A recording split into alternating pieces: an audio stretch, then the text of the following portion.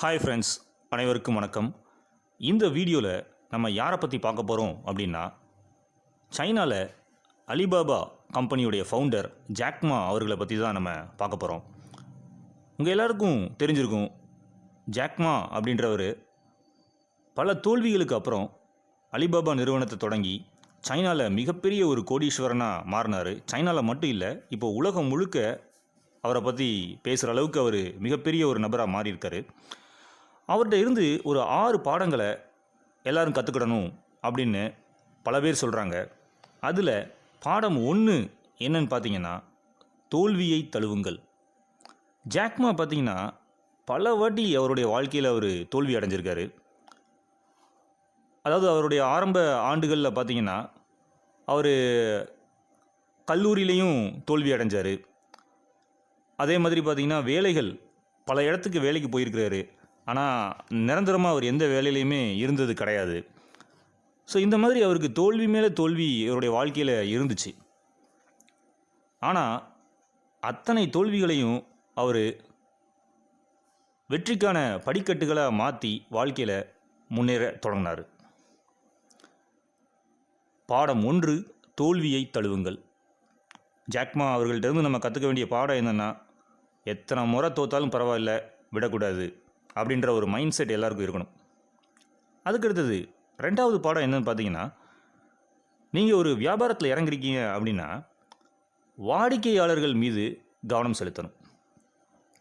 Customers என்ன எதிர்பார்க்குறாங்க, கஸ்டமர்ஸ்கிட்ட நம்ம எப்படி நடந்துக்கிடணும், இது ரொம்ப ரொம்ப முக்கியமான ஒரு விஷயம். ஜாக்மா அடிக்கடி சொல்லுவாராம், கஸ்டமர் இஸ் அவர் காட் அப்படிம்பாராம். உண்மைதான் அது. ஏன்னா உங்களுக்கு பணத்தை கொடுக்க போகிற அந்த முதலாளி கஸ்டமர்ஸ் தான். அதனால் நீங்கள் எந்த வியாபாரம் செஞ்சாலும் வாடிக்கையாளர் மேலே நீங்கள் அதிக அளவில் கவனம் செலுத்தணும்னு சொல்கிறாரு. அதுக்கு அடுத்தது பார்த்திங்கன்னா, 3வது பாடம், அவர்கிட்ட நம்ம கற்றுக்க வேண்டிய 3வது பாடம் என்னன்னு பார்த்தீங்கன்னா, மாற்றத்தை தழுவுங்கள். அதாவது இன்றைக்கி மாதிரி நாளைக்கு இருக்காது, நாளைக்கு மாதிரி நாளை கழிச்சு இருக்காது, மாறிக்கிட்டே இருக்க போகுது. லைஃபுங்கிறதே எல்லாருக்குமே அப்படி தான், மாற்றம் ஒன்றே மாறாதது.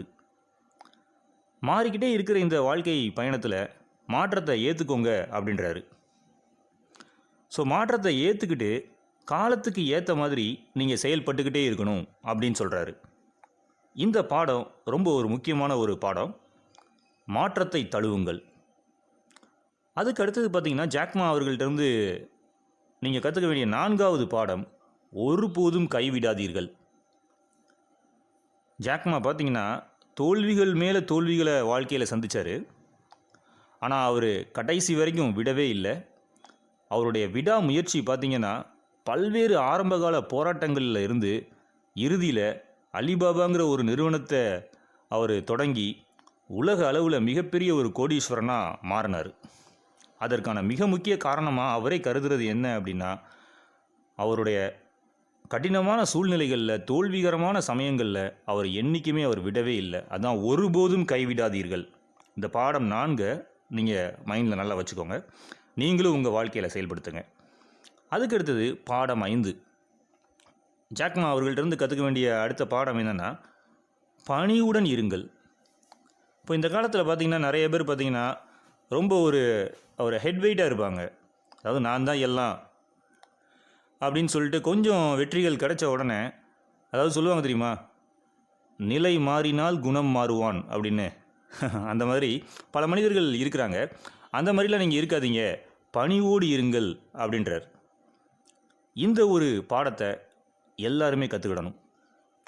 அதுக்கடுத்தது பாடம் 6 என்னன்னு பார்த்தீங்கன்னா, சரியான நபர்களுடன் உங்களை சுற்றி வையுங்கள் அப்படின்றாரு. இதுவும் ரொம்ப ரொம்ப ஒரு அவசியமான ஒரு விஷயம். நம்மளை சுற்றி எப்போவுமே நம்ம பாசிட்டிவ் மைண்டட் பீப்புள், அதுக்கப்புறம் நம்மளுடைய வெற்றிக்கு யார் யாரெல்லாம் தேவைப்படுறாங்களோ அந்த நபர்களை சரியான முறையில் செலக்ட் பண்ணி நம்ம கையில் வச்சுருக்கணும். நம்ம இதை ஹென்ரி ஃபோர்டு அவர்கள் கூட சொல்லியிருக்காரு, என்னுடைய வெற்றிக்கான காரணம் என்னை சுற்றி நான் சரியான நபர்களை வச்சுருக்கிறதுனால தான் அப்படின்ட்டுருக்காரு. அதே தான் ஜாக்மா அவர்களும் சொல்கிறாரு, அவருடைய வெற்றிக்கான காரணமும் அவர் தேர்ந்தெடுத்த அந்த குழுவினர் தான் அப்படின்னு சொல்கிறாரு. ஸோ ஒரு மாஸ்டர் மைண்டு டீம் உங்களை சுற்றி எப்போவுமே கரெக்டான முறையில் நீங்கள் அமைச்சிக்கிட்டீங்க அப்படின்னா நீங்களும் நிச்சயமாக வாழ்க்கையில் வெற்றி அடைவீங்க. ஜாக்மா அவர்கள்ட்டிருந்து இந்த 6 பாடத்தையும் நீங்களும் கற்றுக்கோங்க. உங்களுடைய வாழ்க்கையில் அதை கடைப்பிடிங்க. வாழ்க்கையில் நீங்களும் ஒரு வெற்றியாளராக மாறுங்க.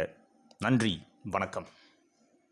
சேனலை சப்ஸ்கிரைப் பண்ணாமல் இருந்தீங்கன்னா சப்ஸ்கிரைப் பண்ணிடுங்க. ஆல்சோ பெல் பட்டனையும் கிளிக் பண்ணிடுங்க.